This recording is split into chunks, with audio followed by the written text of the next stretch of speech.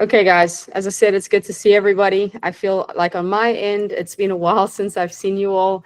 So it's great to be back. And on that note, we won't have a call next Sunday because it is Father's Day. So happy Father's Day to all the fathers out there. But we do have a list of fun calls planned with guests and then some topics that we're finding relevant for this time of year. And one of those relevant topics is training smart in the heat. And how this came about actually a couple of weeks ago is just talking to a couple new athletes and some of the strategies that they were using or some of the mistakes that they were making. I thought, this would be a collective reminder for everyone not to do these things as well. Oh, is Father's Day 2 weeks from now? Okay, that's good to know. Thanks, Alice. So we will have a call next week, and then Father's Day is 2 weeks from now. But anyway, I don't want you guys to make these mistakes. Sometimes we try to kind of shortcut stress in trying to make ourselves better when it's actually, in fact, harming us. And, we go for maybe the 1% items to improve, where in reality we just need to train consistently day in and day out in the most healthy manner possible. So we're going to touch on those things. I want some of the coaches to weigh in as well if there's something that they've seen with some of their athletes. And then we are going to talk about core sensor. How many of you guys know of that? Basically, Coach Parker has been using it. He's our test dummy in many things. And it's definitely a hot topic right now amongst a lot of the pros are using it and it's been spoken about because HIIT training, if done correctly, brings massive benefit to performance gains, especially when you're chasing, those 2 to 3% gains like our top athletes are. So he's just going to talk about the functionality of how he's using it and the data, how he then puts it into training. I think that's been the biggest thing, Parker, just so you know, is some people use it and they're like, okay, well, now what do I do with the data? So we'd love you to unpack that as we get there. Okay, so just going off these slides, we just talked about summer heat equals an added training stress that we really need to give a lot of, what's the word? We really need to pay attention to it. I can't find the word that I was looking for, but we can't minimize that added stress. I know for myself at the beginning of every summer, and this may be the case for a lot of you guys, I am just completely wiped out. I mean, you would do a session and then you need to go home and you need to take a nap.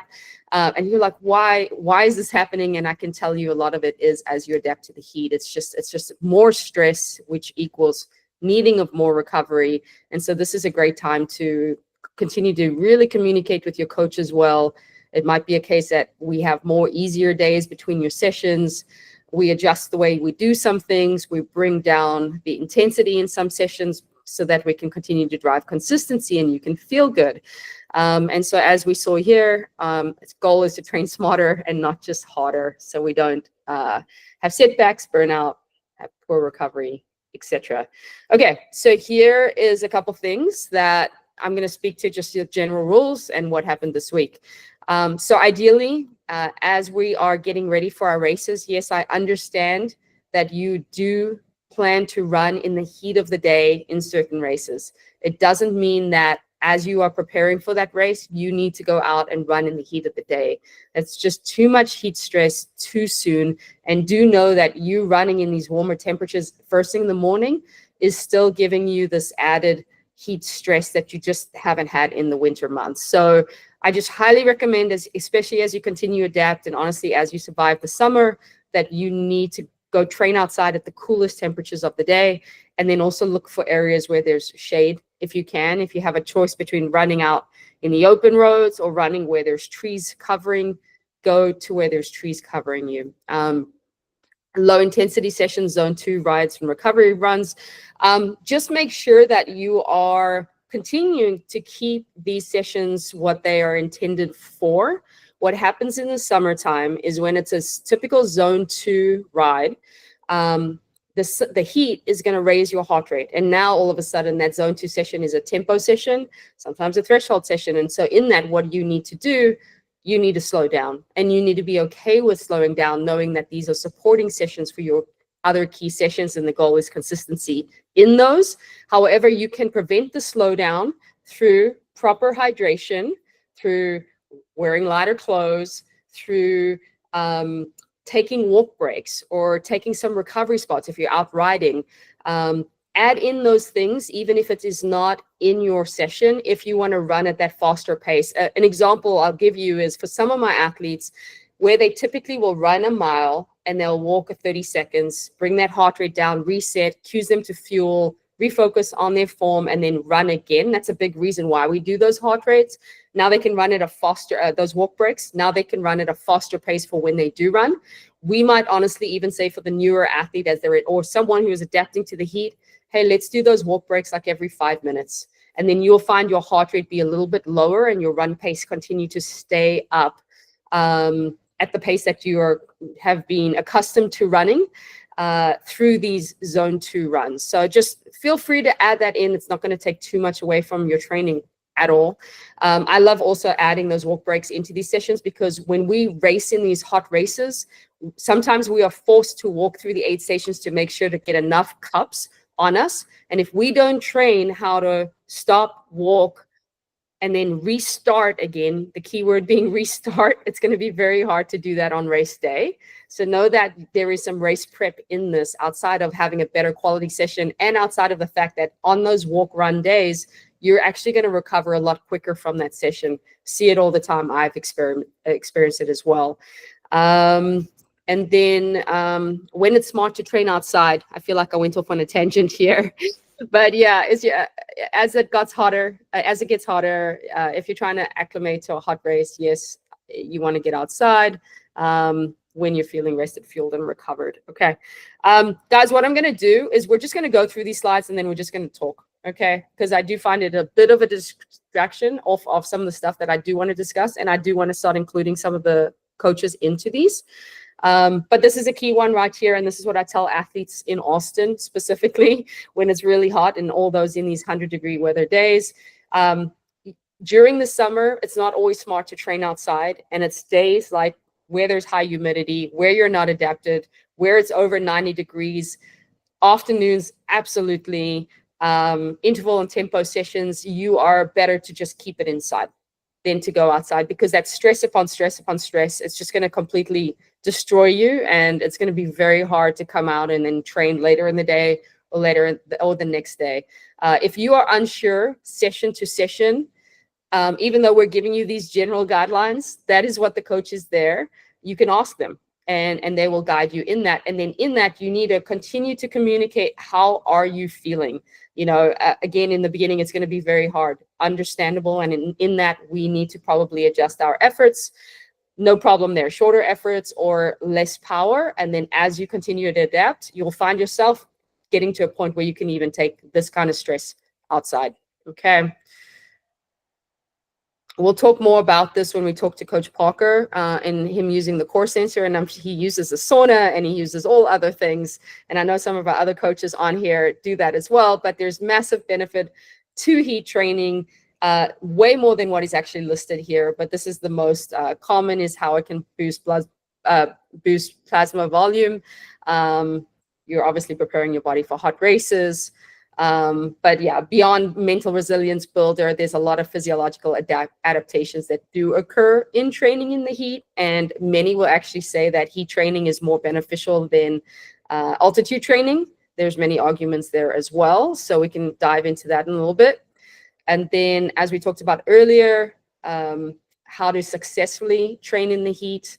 We talked about the hydrating. Oh, one thing I didn't mention, and I feel like this makes a big difference. I cool myself really well when I'm drinking really, really cold bottles of water. And so I ice down my bottles extremely when I'm going out and I'm training in the heat. And that might even be freezing one of my bike bottles the night before.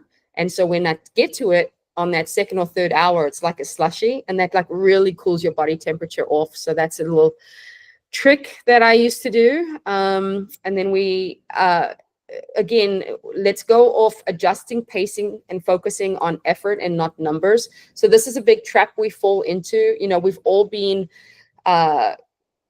running paces. Just say our threshold pace is 7-minute pace, and we know our threshold heart rate is, you know, low 160s, right? And the heat gets here, the humidity gets here, and now our heart rate is at 160s. but it's only showing our threshold pace about 7:15. That is okay. If you're getting the stress of training at the heart rate that is your equivalent threshold or your equivalent tempo, etc., even though the pacing is a bit slower, please do that. Okay.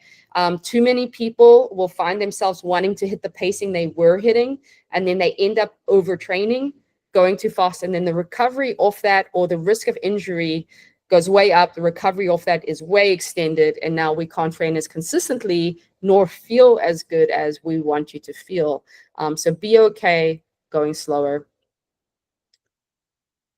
Okay, that's it on the slides. The smartest athletes are the most adaptable. That's the last here. And that's honestly true, you guys. I'm going to go off this for a second. How do I stop presenting? Guys, what I'm finding from a lot of the athletes that have been doing this for a while, they have a lot of like confidence in themselves, and they have a lot of confidence in listening to their bodies. Some have taken a long time to get there.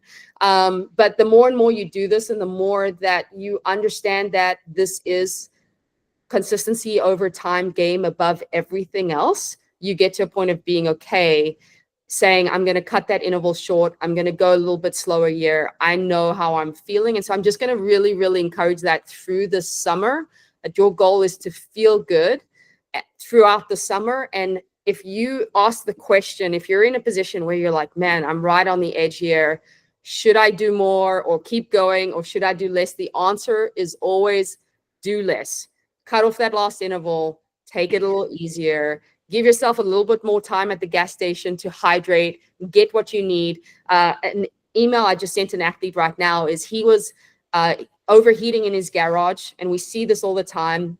You're training inside and you're not having a big enough fan. There's not enough cooling in your garage. You need to be almost blown off your bike if you are in a hot temperature room, and the air conditioner in your house is not enough to cool you off and then keep your heart rate in the right zones. So make sure you have that all that cooling.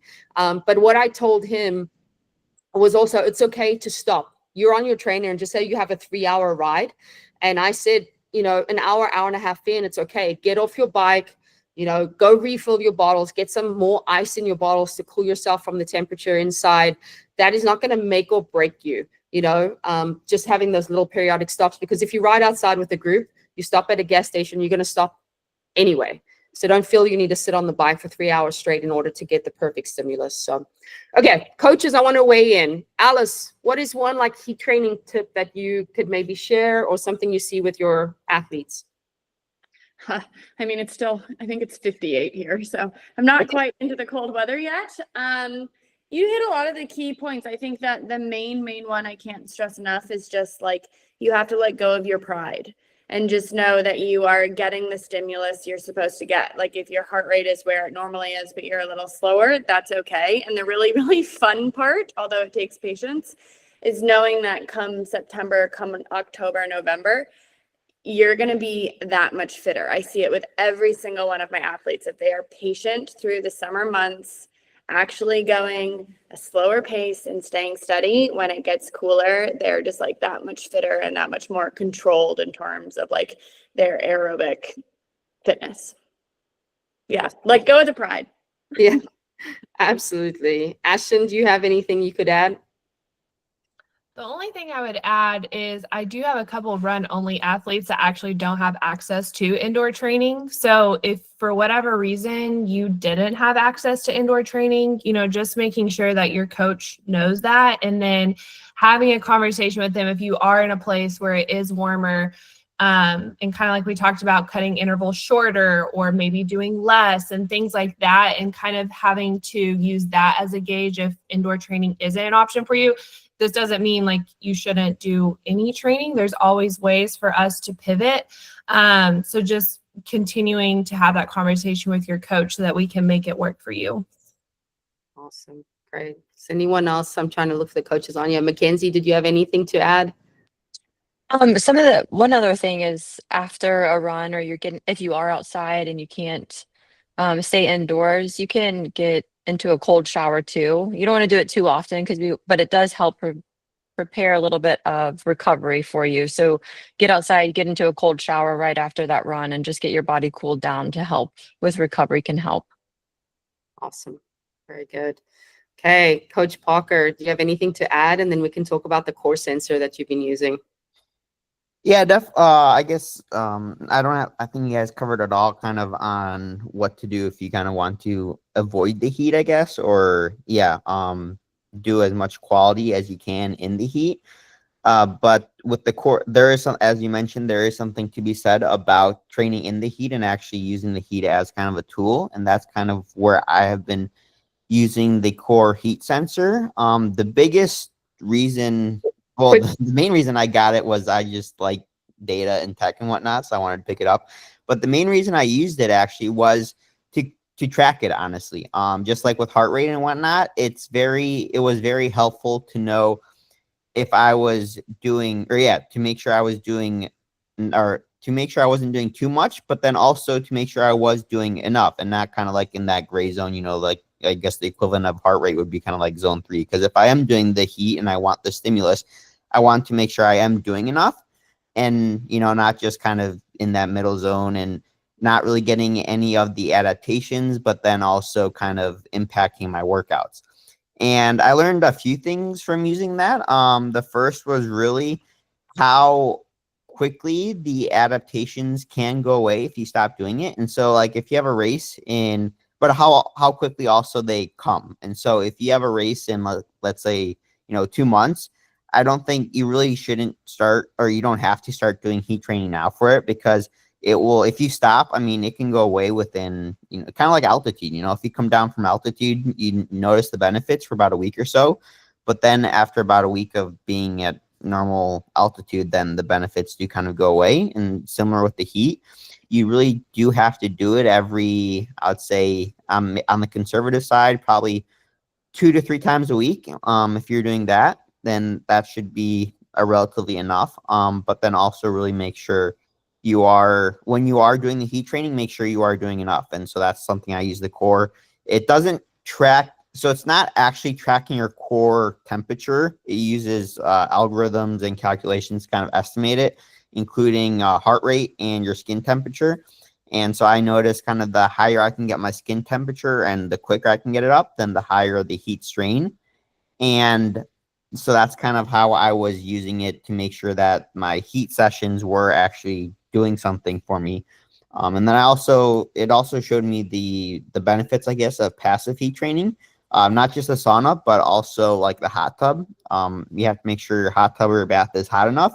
And I always viewed the bath or like the hot tub as kind of enjoyment, especially after a swim. But if you hop in a hot bath after like a hard run or hard bike, then, try sitting in the bath for 15 minutes and you'll be itching to get out. So that's something I also realized. And, passive heat training, it definitely, I don't think it has as great of benefits as active heat training. By that, I mean, like actually like putting on more layers while you're biking or running, but it can get you most of the way there. And it's definitely a lot less stressful. And so if you're someone, that is already, you have a lot of stress going on, but you do want to get somewhat of the heat benefits, that is something you could do. But as Natasha said, this is kind of like the very 1-2%. And so unless you're already getting all your sleep, you're nailing your nutrition, you're nailing your workouts, and you really shouldn't be too concerned with this, because those factors will play a much bigger role in your success. But yeah, this is definitely something I've been using, and I found actually great benefits at Texas. I know everyone, or at least everyone I talked to, said, oh, it was so hot, the heat was getting to me. And I definitely felt like hot, but I don't think the heat had a negative impact on my performance. And I do think that's because of my heat training that I was doing up into that. Awesome. Thanks, Parker. I do. So Alice did tag kind of what he was talking about. And it's a sensor. Do you put the sensor on? Where do you put that sensor? Yeah, I just clip it onto my heart rate strap. And they have the Core 1 and Core 2. I think the technology within the sensor is pretty much the exact same. The only difference is that the newer version is much easier to put onto your heart rate strap, and it's much less likely to break. So that's the one I would recommend for anyone getting it. I think they also sell it on the feed. If you shop on there, they usually have that in stock as well. Okay.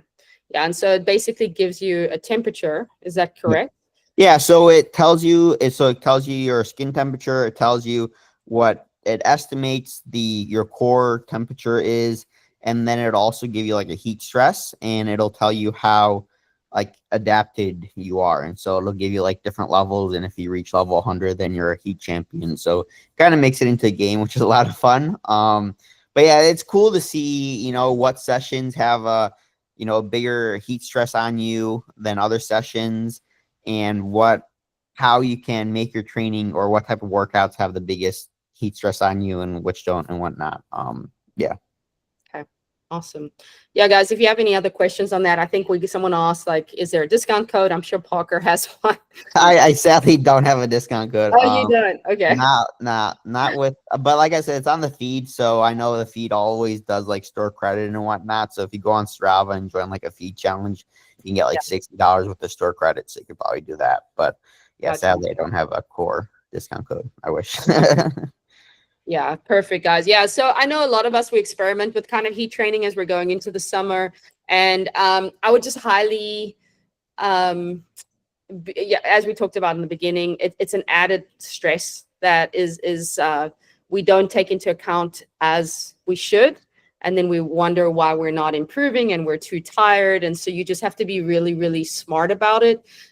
Some things that I talked about with one of my athletes earlier is, again, don't run in the heat of the day, please. As it's heating up on the temps, that is enough heat adaptation training.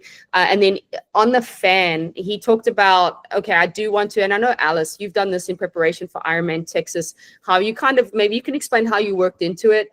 Something we tell our athletes, if you have a key session, do not turn the fan off. Like, get yourself in the coolest temperature possible so that you can execute on that session, because it has enough stress of its own.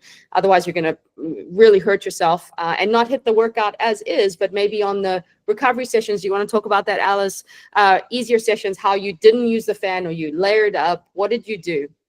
Yeah, I mean, you nailed it. I have a lot of athletes who are like, well, my race is going to be hot. I want to do, my hard bikes without a fan and adjust. But like, the point of those hard bikes is to get stronger. And so you want to go in with your body like primed and sort of like optimal conditions so that you can improve and see the benefits and then recover well from them too. So yeah, I'll never do any sort of like targeted heat training. Like, obviously you go outside and it's hot. Sometimes you can't control that, but like inside on a hard session. But yeah, just fan off with easy stuff and like make sure it is an easy ride and that your heart rate isn't getting into like a threshold zone on an easy ride. Like, if your target for that ride is to adjust to heat, then it's okay to make it like way easier because you're just getting used to being uncomfortable with that stimulus. Your point is not to like have a really strong ride with like high watts. So I think Natasha knows this. It's funny you called it me. I actually hate riding without my fan. I'm like not into it. I'll do it occasionally with easy rides. But I'm more of a steam room girl for prepping for races. But yeah, don't do it for quality rides. And on that, I don't know where I heard this. It was a podcast, but I did one time hear for you ladies out there that it does take us longer to get uncomfortable in saunas compared to men. So for women, it can take an extra like 15 to 20 minutes to start to get the benefit of a sauna, which is why I personally do steam rooms, because I do find I get uncomfortable in them a little faster. I find that I get more like the heat adaptability happens sooner. And for me personally, like you get a taste of that humidity, whereas I find the sauna is obviously dry heat. So total side note, but just an interesting fact difference between men and women with that heat training. Awesome. Thank you, Alice. Guys, one thing I am also going to say, which is extremely important, is you don't want to deplete yourselves in any session. And what I have found with athletes is they'll go out for a run outside in the heat and they won't take any water with them. I think you need to know what is your tolerance to not drink water. For me, I even have a handheld, honestly, for 30 to 40 minutes, and I sip on it every single walk break because I just don't want to get behind. There was also a study, and might have been the same study, and more so for females too, but like once you get also in a carb depleted state, but once just one session you dehydrate yourself and you hurt yourself because you went a little too hard, it impacts you for days after. And now you're just shooting yourself in the foot of this training. So, and it could have been avoided by maybe just really being on top of your hydration and, you know, just changing a little bit, few things of like just pulling back on the intensity in the hot days. So just, I would just encourage, like, understand the heat, how long you're going to be out there, and don't deplete yourself at all. Like, rather just stay on top of it. And there was one more thing that I was going to say. Oh, weigh yourselves, you guys. Now is the time. If you haven't done your level and sweat test, if you haven't weighed yourself before and after sessions, like, now is the time to do so. The numbers are going to change drastically. And so without clothes, weigh yourself before, go do the session. Without clothes, weigh yourself after. How much did you lose? For each pound, it's 16 ounces. You know, Levelin suggests you need to take at least 75% of that. A small deficit is totally fine, but you shouldn't have done a session and come back and lost 5 pounds.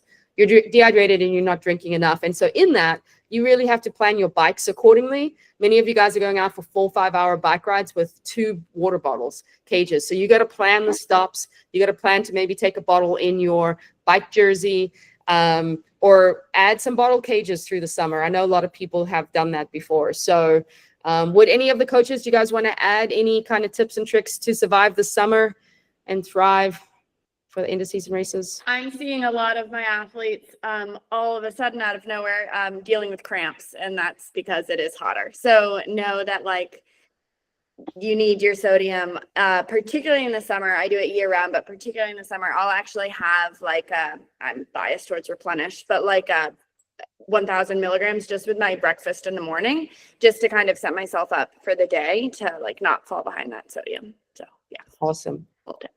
Yeah, so in Kona, we were in Kona 3 years ago with the guys, and Levelin was there, and all of that's who we do our test with. And all of the guys had actually tested at home in slightly cooler temperatures. And then when we tested in Kona, where it was hotter and more humid than what they were used to, their sodium concentration actually went slightly up. And we talked to the guy there that does all the testing. He said that was pretty common, where it was maybe a case if you were losing about 2,000 milligrams, per liter, for example, it went slightly up. And so to Alice's point, there is an adjustment that does need to be made in these hotter temperatures. So we get the question all the time, like, when should I test?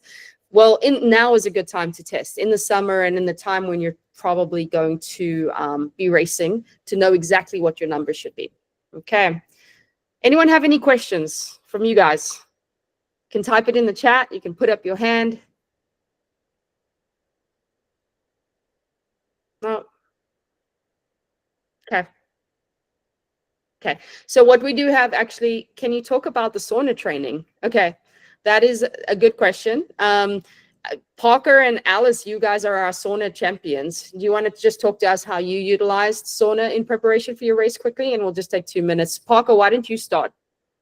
Yeah, so I used to use the sauna quite a bit, but then I stopped. The biggest reason was just for the time, honestly. I found, instead of sitting in the sauna for 30 minutes as like an extra session, I could, put some clothes on during an easy aerobic run and get the same, if not more, benefits from that than sitting in the sauna. But if you have the time and access to a sauna, and as long as the sauna does get hot enough, I know some get like up to like 160 degrees Fahrenheit, which I don't think is nearly hot enough. I think it needs to be closer to 175 to 190. Then the sauna can definitely be a great tool. But definitely, like we've said multiple times, just make sure you aren't doing it like right before a hard session, or on a super hard day, maybe like after a swim or after an easy, like a run on the treadmill, something like that. Then yeah, hopping in on the sauna can be a great tool. I think 2 to 3 times a week for 20 to 30 minutes would be great. Awesome. Yeah, Alice? and I'll chime in here. As I said, I like the steam room. I think the key thing here, just like sort of heat training, turning off the fan, whatever, is to ease into it, because it is a stress. So like my kind of protocol, which I've made up for myself, is like 3-ish weeks before a hot race, I'll start doing every other day, and I'll start with just like 8 minutes.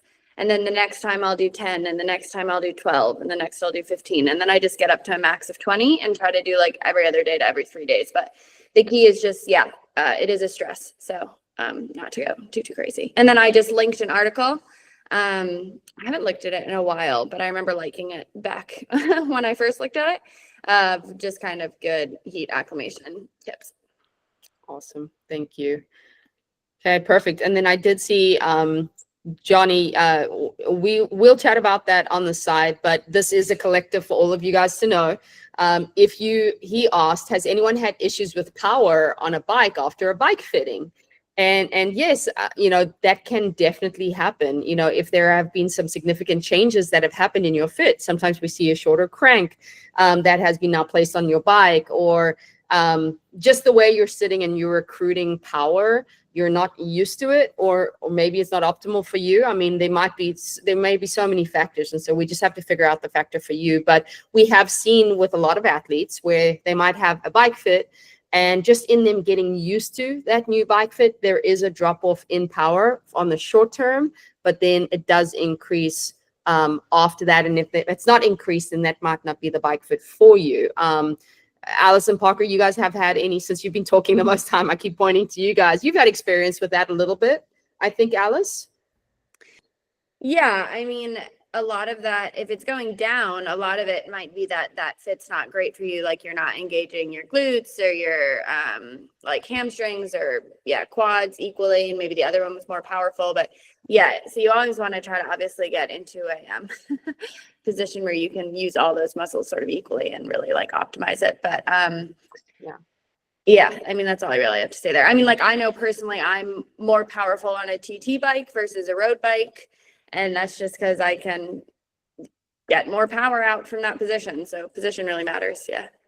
Yeah, I think Parker also just had a bike fit as well and can weigh in. But I do know that a lot of bike fitters, just so you guys know, they'll get you in the most aerodynamic position and it looks so cool and you feel so cool, but you're not as powerful as you should be. And then your power goes down. And I think like Parker, didn't he raise your front end and now you're more powerful because of it? Wasn't that like the bike fit before? Yeah, so he raised my front end a little bit, dropped my seal a little bit. So my back is flatter and I feel much more powerful. Yeah, and if you do get a bike fit, just make sure it's a quality bike fit. I mean, from what I've heard and from my experience, like a good quality bike fit usually takes between 2 to 3 hours, and it's expensive. It's going to be between, I think, like $400 and $600 depending on where you go. So it's definitely an investment, but 100% would recommend it because yeah, a good bike fit, you can increase power, you can be more aero. Yeah, so just make sure you do your research on who you get a fit by. I mean, most bike stores will offer a bike fit when you first buy a bike, but depending on who's doing it, it probably won't be too good.